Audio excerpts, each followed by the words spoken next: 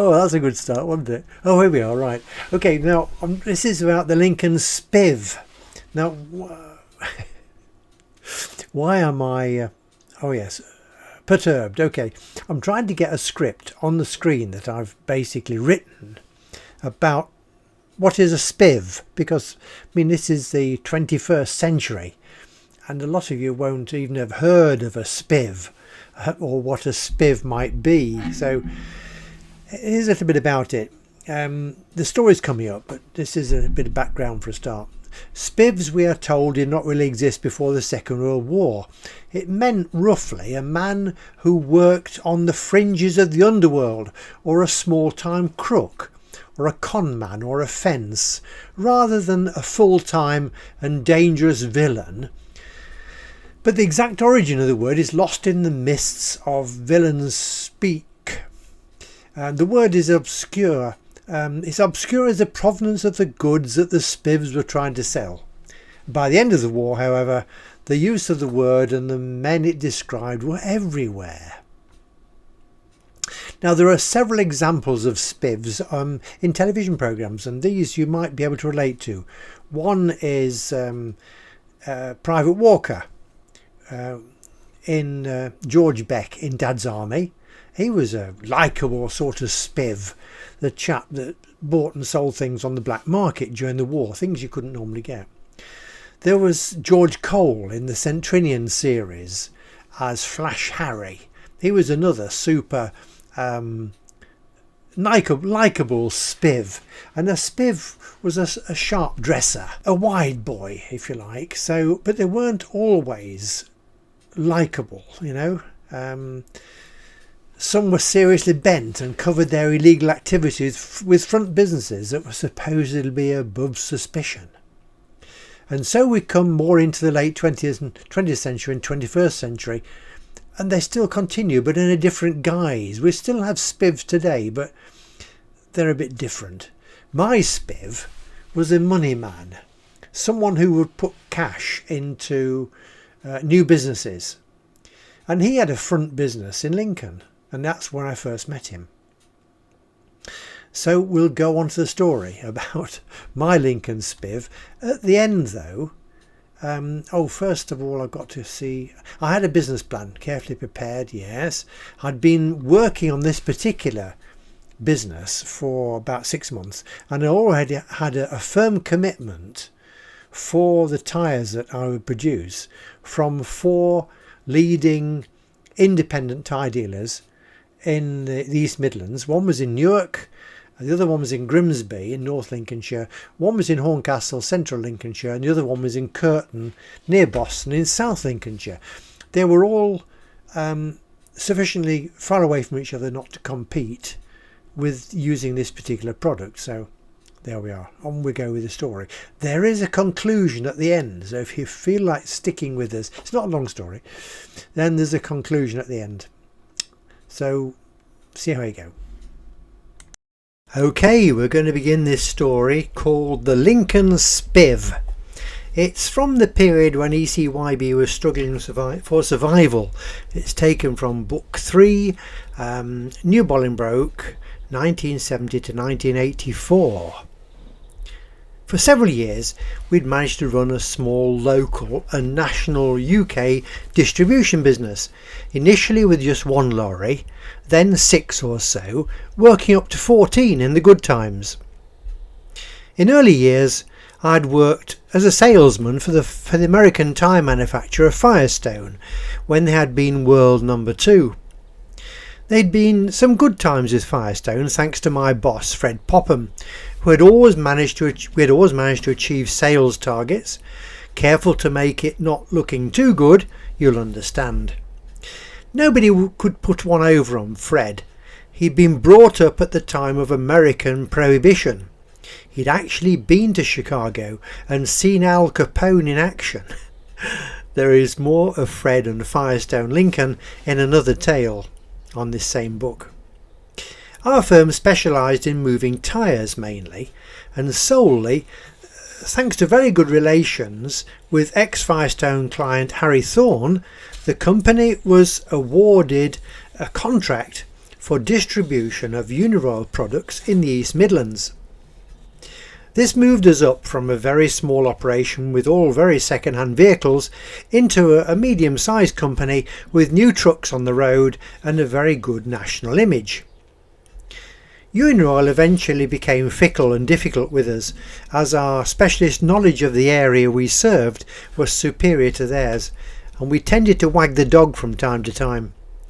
This lucrative contract was not going to last forever, and after the unfortunate theft from our Loughborough depot, we could work out exactly just how long we had left. Tyres by this time had been my life for more than 20 years, and I had developed some very good trade contacts. After much research and discussion within the trade locally, I earnestly believed that there was an opening for a specialist truck tyre remoulding operation within our counties of Nottinghamshire and Lincolnshire. The market was certainly there, and I initially discussed the idea with the main local independent tyre dealers to get their support for a consortium to produce truck retreads with their own individual brand names. This could have given them local buying and quality control and the chance to market a guaranteed product with their own individual tyre brand names. Their savings could have been considerable. We were using Midland Bank for our main business at that time, and after going through all the usual channels, our manager in Lincoln suggested meeting a local businessman who could well put up the venture capital for the project. Meetings took place, and I took the prospective finance folk to see the type of operation I had in mind. We travelled to Bradford in Yorkshire to view a similar plant and show them at first hand just what was involved. They really liked the idea, and the profit figures were good too. One thing about this trade was that you could start small and investment was not huge. Finding the property was the greatest hurdle. Then installing and running the machinery needed my specialist knowledge. Progress could be smooth as the machinery and capacity was increased by adding multiples of the same. Even without the cooperation of the independent dealers I had approached, it was quite feasible to start small on my own. The property became the stumbling block. I'd found the ideal premises to rent next to our distribution depot at Horncastle Station Yard. Plenty of covered secure room and outside storage. Unfortunately, or perhaps it was to turn out in the future no bad thing, planning permission was refused due to the property being too close to recent residential development. No chance, the planners said. The finance man from Lincoln became difficult very quickly. He wanted me to appeal or find another suitable site. He began pressurising me constantly. The stop on the project by the planners sent him into a frenzy, and I began to see him in a new light. Isn't it strange how circumstances that you might think were against you eventually turn out for the best? I shelved the business plan for the retread plant, and my old friends Fawcett and Thorne went ahead almost straight away and built their own plant at Curtin near Boston, incidentally close to residential development, and they were using the same style of equipment. The financier was most unpleasant.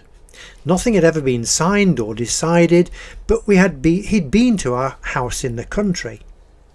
We found out through a third party that he had designs on the house, and if we had put it up as security, he had been determined to end up with it. Now then, see if we can get the conclusion. All this was happening as our Uniroyal contract was coming to an end. We were distributors of Uniroyal tyres in the East Midlands for the Uniroyal company.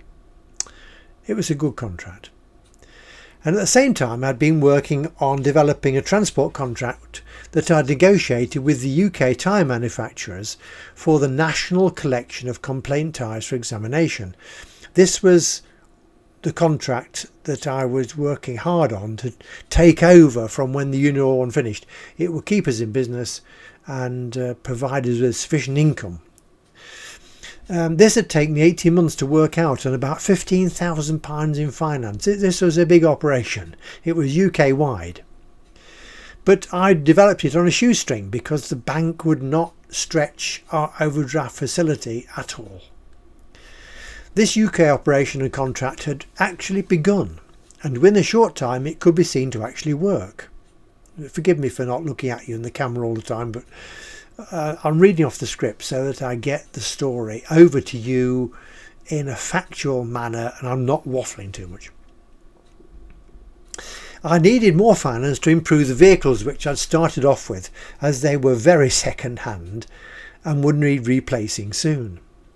Midland Bank at Lincoln they were the ones that introduced me to my Spiv character when we were looking at the tyre retread business, and they would not budge. And though I had the assistance at the time of a brilliant accountant from Peterborough who gave me some amazing support, eventually I ran out of finance and had to dissolve the company, and consequently lost the national tyre delivery contract as well. I still believe to this day that my Lincoln Spiv pressurised the bank to force the closure of my business, because I wouldn't go ahead with him, and